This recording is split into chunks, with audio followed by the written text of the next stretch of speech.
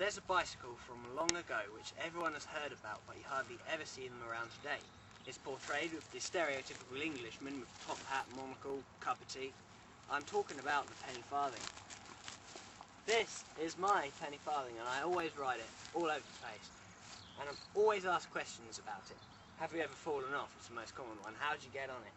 Does it have gears? And why have such a big wheel? Well, to answer one of the questions, I have fallen off it quite a few times. I've been off the side and over the top quite a few times. But the questions, does it have gears? And why have such a big wheel, are very closely linked. This bike is not the first bike, which some people might think it is, but there were bikes before this that did not have very large wheels, and I'm going to explain why this big wheel was necessary. Now this here is the Boneshaker, made around 1860, and was the bike before the penny farthing. This is Tam Large, and he's the owner of this. Hello, Boneshaker. Yes, Alex. You call it a bone shaker. That's what they called it in the day when, after they had invented the more modern, the ordinary bicycle, which had rubber tyres and things, because this was a bit hard on the old vibration. But the fact is, this was called the velocipede when it first came out. From speed and pedal, it allowed you to walk faster. This is about 1869. This one. Yeah. They were invented by a chap called Michaud. We think this might be a Michaud, although it's lost its plate. It's got all the features. There's lots of argument about when they started, whether it was 1862, 1863, 1864. Everybody is pretty certain that they were making them in 1865. Yeah. And they were the great craze. Paris went completely mad on riding bicycles.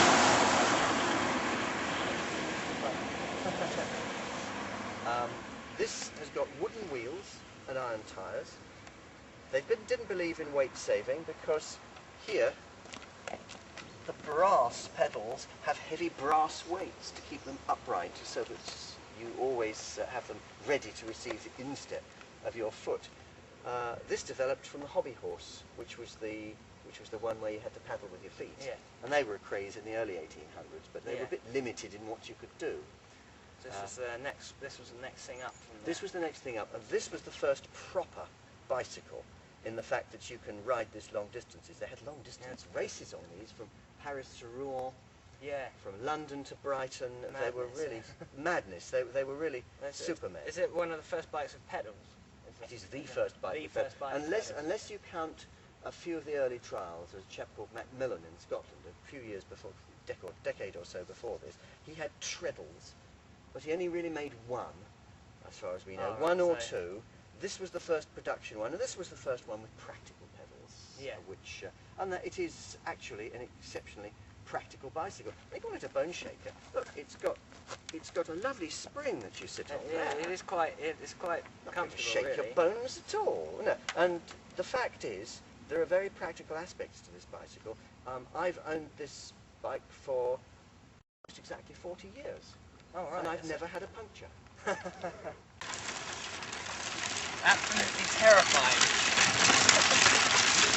Show was in his bicycle place. No, not bicycle place. He had a place with that used to repair little carriages and things like that, hand carts.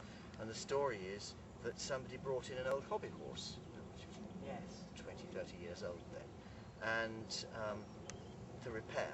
And he was fiddling around with it, and he suddenly thought, well, I keep stopping. You know, if I put some cranks on the wheel, maybe I'd be able to just coast a little bit further. And he put some cranks on, and he found that not only could he coast further, but he could balance. Oh, Suddenly he thought, hey, I wonder if people might buy these things. And I think at that stage Olivier started to back him, and they went like hotcakes. All sorts of people were selling them and started copying them. And then they had a huge factory. He spent all the money, and he sold out the rights for making them to Olivier, who called them Compagnie Parisienne, Parisian company. Yeah. And then Michaud fell on hard times because he spent all the money that he'd sold the company for, and so he started making bicycles again under the name sort of Michaud, something or other, but one of the terms of his contract was that he didn't make bicycles and act as a competitor to the businesses. Right.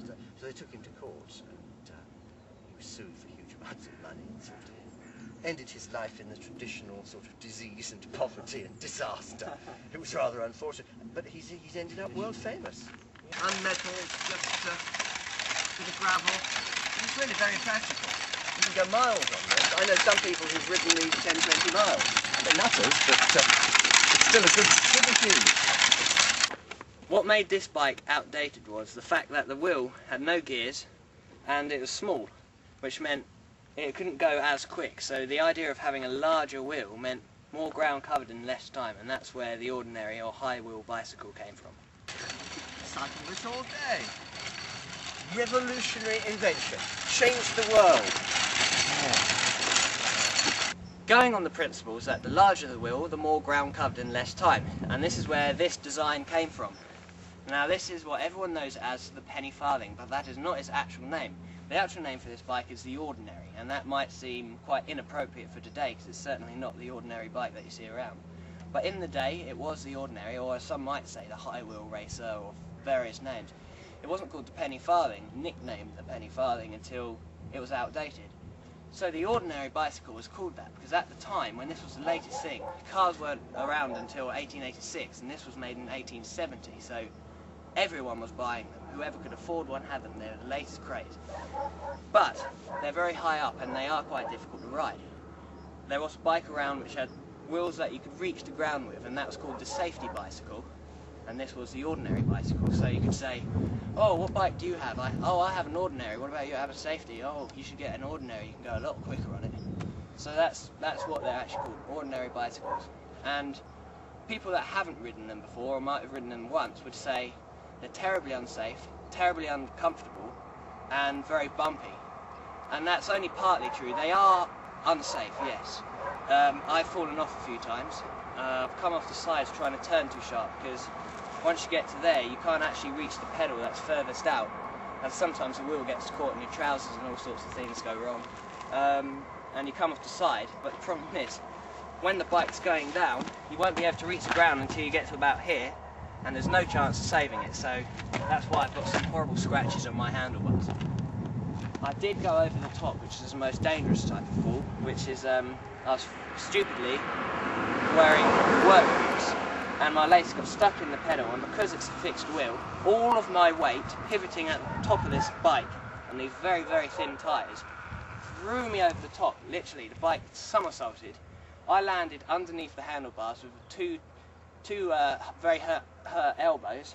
I hurt my left knee and twisted my ankle quite badly, so luckily I didn't hit my head.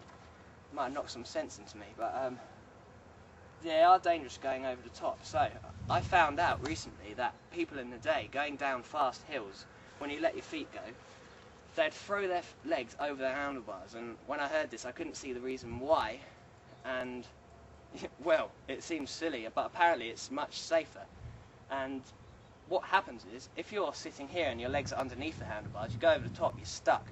If they're over the top, it goes over. You might be able to, you jump, and if you're quite skilled, you can land on your feet and hopefully run out the way before the bike comes chasing after you.